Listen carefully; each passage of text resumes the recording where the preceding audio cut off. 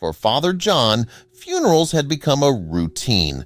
While he preferred weddings, attending to funerals was part of his duty. Today was no different. A young woman named Macy had tragically died in a car accident, and her service was being held at his church, which was packed with mourners. As Father John approached the open casket to bless the young woman, something unusual caught his attention. He froze, his heart racing. The parents had insisted on keeping the casket closed, but he had decided to open it. Now he understood why they were so adamant. He glanced over his shoulder, catching a glimpse of Macy's parents, their faces pale with shock and fear. Father John swiftly closed the casket again and finished the ceremony. But something was gnawing at him. He couldn't let Macy be buried without someone else seeing what he had seen. But before we dive into the story, make sure to smash that like button, hit subscribe, and ring the notification bell so you never miss out on our exciting stories. Quietly, John excused himself and went to the back of the church to call the police. This wasn't just an accident. Something more sinister was at play. However, Macy's parents weren't going to let that happen without a fight. They followed him, locking the door behind them, desperate to keep their secret hidden. Macy Greenwood's death had shocked the small town in Arkansas. The news of her tragic car accident was on the front page of the local paper, and everyone was heartbroken. Her parents claimed that she had been hit by a car and the driver had fled the scene without offering help.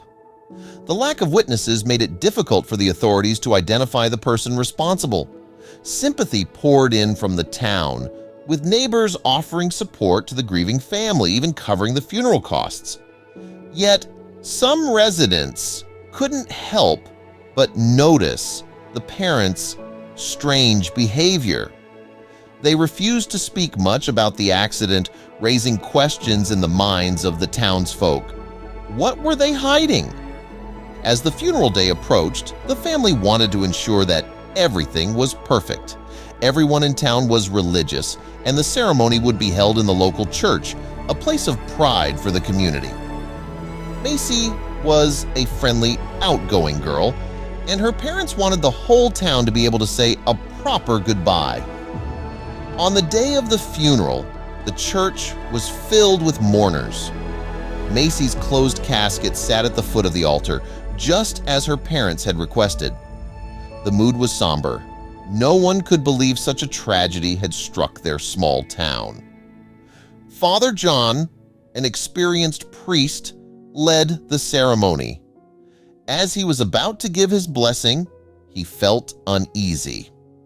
The parents had asked for the casket to remain closed, but his instincts told him otherwise. Ignoring their request, he opened it. What he saw inside made him freeze. He quickly regained his composure, closed the casket, and continued with the blessing. But something had changed.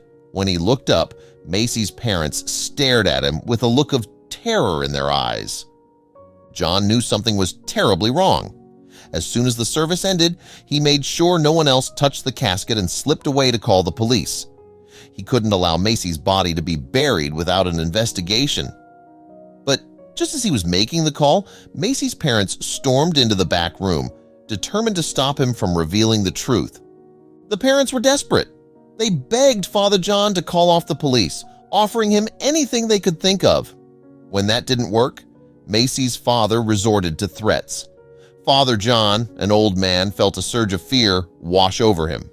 He began questioning whether it was worth risking his life for what he saw in the casket, but deep down, he knew something was terribly wrong and that the authorities needed to know.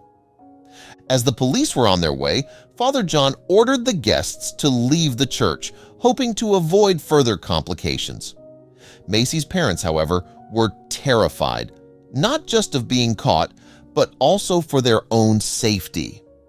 They had built a reputation in the town, and if their secret came out, everything they knew would crumble. Before long, the police arrived. Macy's parents were growing increasingly frantic. The priest stood his ground, and insisted that they inspect the body before proceeding with the burial. The officers agreed, but when they went to retrieve the casket, something shocking happened. The casket was gone. Confusion spread through the church. How could it have disappeared? Both officers, Buck and Fred, started an immediate search of the church. They knew they were up against something strange, and they didn't intend to let it slide. They handcuffed Macy's parents to chairs to prevent them from interfering further and began their investigation. The church was massive, full of hallways and secret rooms. As the officers split up to cover more ground, they could hear faint footsteps echoing in the empty corridors. Officer Buck cautiously approached the source of the sound, gripping his weapon tightly. When he opened the door to one of the side rooms, he saw a man standing over Macy's casket. "Put your hands where I can see them!" Buck shouted, his voice echoing off the stone walls. The man turned around slowly, revealing a face that left Buck stunned. "Hello, Buck," the man said, calm and composed. "Nice to see you again." It was Jack, Buck's former LAPD partner, now supposedly working with the FBI. But what was Jack doing here, and how was he connected to Macy's death? Fred burst into the room, gun drawn, having heard Buck's shout. He immediately pointed his weapon at Jack, unsure of what was going on. "Stand down, Fred," Buck said, still stunned. "I know this man. His name is Jack. He used to be my partner in the LAPD before he left to join the FBI." Fred was confused. If he's FBI, why is he here? He looked at Jack suspiciously. Jack, wearing a fitted black suit, stood confidently. But there was something off. He wasn't wearing an FBI badge, and more importantly, he was holding something in his hand. Fred noticed it first and nodded at Buck to take a closer look. When they asked Jack to reveal what he was holding, he hesitated. Buck narrowed his eyes. "Does the Bureau know you're here, Jack?" Silence. Suddenly, Jack bolted for the door, trying to escape, but Buck and Fred grabbed him, forcing him against the wall. "You're going to tell us everything, Jack," Fred said sternly. Jack sighed, realizing he had no way out. They dragged Jack back to the room where Macy's parents were handcuffed, expecting shocked reactions.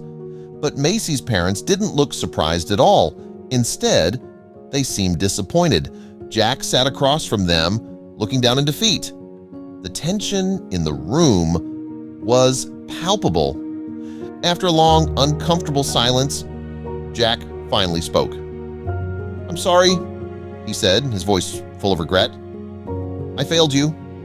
Buck and Fred exchanged glances, unsure of what was happening. They demanded an explanation. Jack started to unravel the story. "It all began when I met Macy's parents at a school event. My daughter went to the same school as Macy, and we became friends. At the time, I was working on a secret operation involving a notorious bank robber. I needed a place to hide some key evidence, and I asked them to help." Buck and Fred listened intently as Jack continued. "I thought it would be safe with them, but everything went wrong.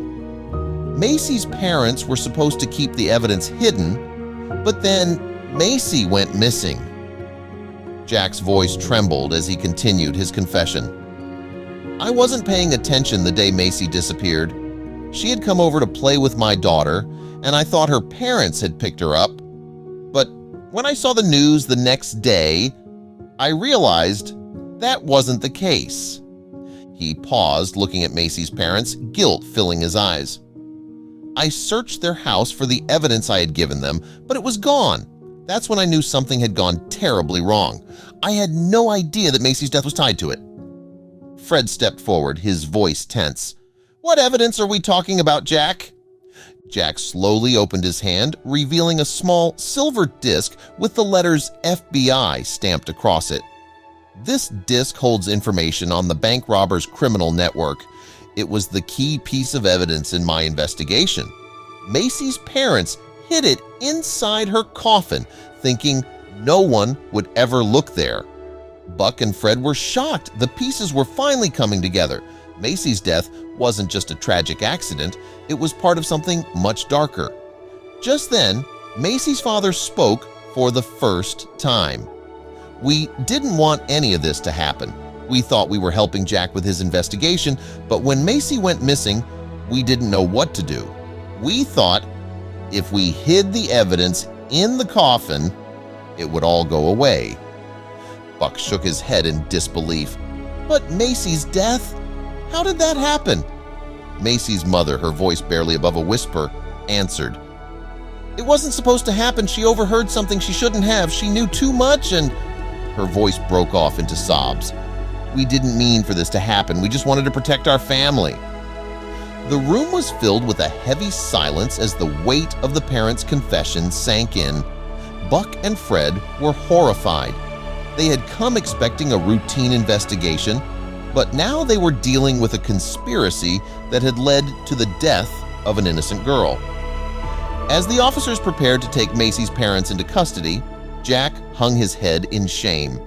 His actions had set off a chain of events that led to a terrible tragedy, and there was no way to undo the damage. As Buck and Fred handcuffed Macy's parents, Jack remained silent, overwhelmed by guilt. What had started as a secretive operation had spiraled out of control, leading to Macy's tragic death. The parents had made a terrible mistake in their desperation to protect themselves and hide the evidence, and now their world was crumbling before their eyes.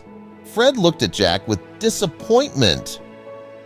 "You should have come clean sooner, Jack. None of this had to happen." Jack nodded, his face pale. "I know. I just didn't realize the consequences of my actions until it was too late."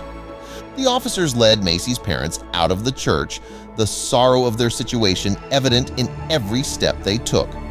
The small town, which had once offered them comfort and sympathy, would soon learn the horrifying truth.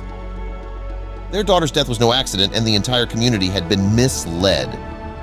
The police would now handle the evidence found in Macy's coffin. The disc containing the crucial information about the criminal network would be examined, and Jack's involvement in the investigation would be reviewed thoroughly. He had crossed too many lines, and it was unclear what punishment awaited him for his role in this tragedy. As the day drew to a close, Father John remained seated in the back room of the church, trying to process everything that had happened. He had thought it was just another funeral, but now the reality of what he had uncovered weighed heavily on him. His decision to call the police had changed the course of events, but he couldn't help but feel heartache for Macy, an innocent victim in a web of lies. The small town, once united in grief over Macy's supposed accidental death, would soon face the shocking revelations that their trusted neighbors had concealed the truth. The secret was out, and nothing would be the same again. The police ensured that the casket was handled carefully, ready for further examination. As they took it away, the echoes of the day's events would linger for a long time. Jack, sitting alone in the church, knew that this was far from over. He had to face the consequences of his actions, but nothing could bring Macy back.